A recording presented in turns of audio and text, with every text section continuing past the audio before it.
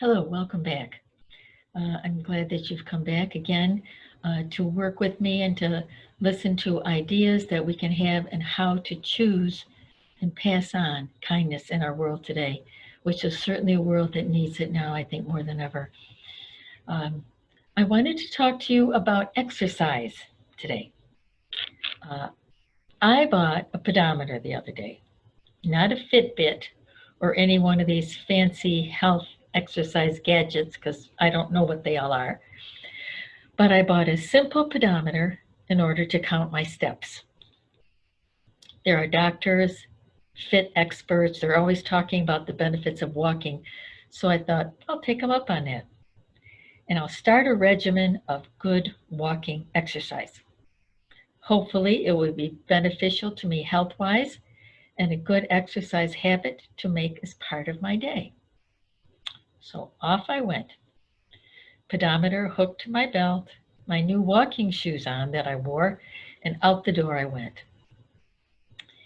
Well, 30 minutes and 4,000 steps later, I finished that part of my exercise with only 6,000 more steps to go before the end of the day, although it was pretty close to the end of the day already.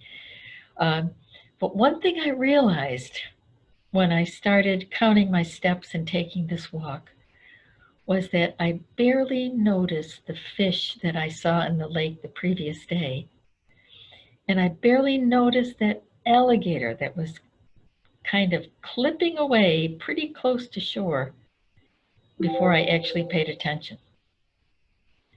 I love flowers, but I paid very little attention to the beautiful flowers in front of this lady's garden. And I didn't hear the roar of the engine of the car that nearly drove me off the sidewalk when turning into the driveway.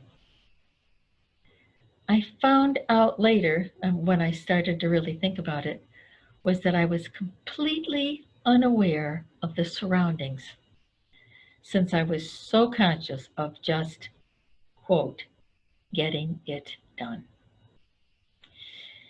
And I began to go down memory lane a little bit because I started to remember the daily walks that that I grew up with as I was going through high school.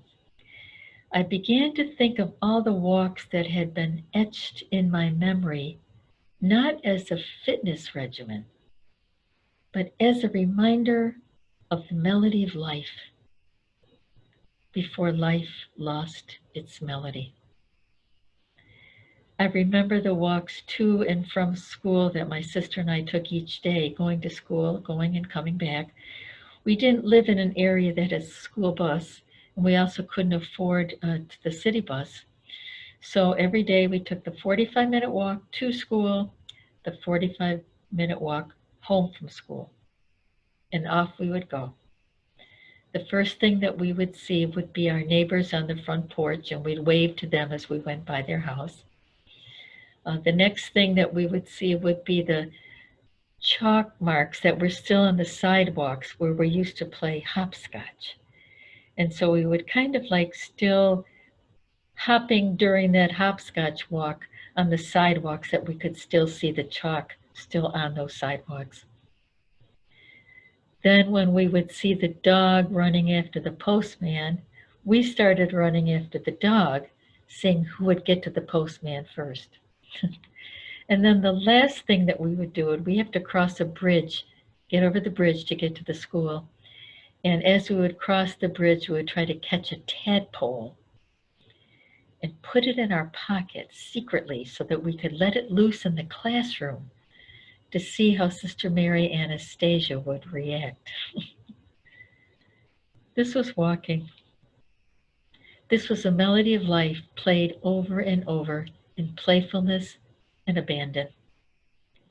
This was a time and a place when during those 45 minutes to and from school, we had not a care in the world. We abandoned ourselves to the journey.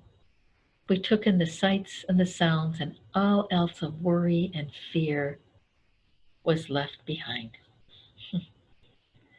But today, we walk while we text, We walk while we talk on our cell phones.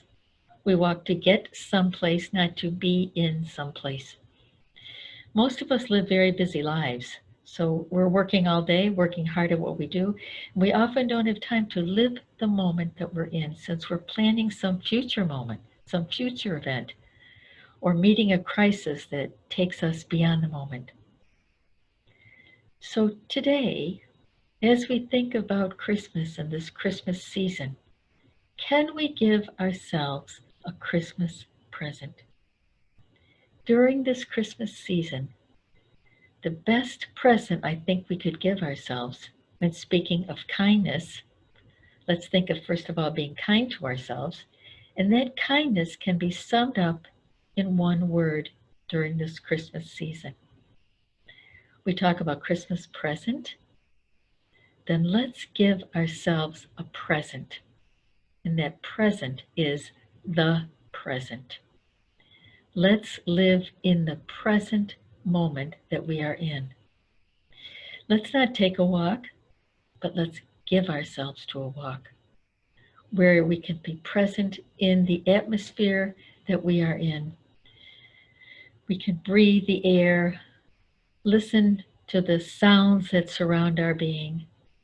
The mystery of the moment is that it opens all moments. And if we can give ourselves to the moment during our daily walk, perhaps we can also make every step count. But not only in the walk, but in the moments of our daily life.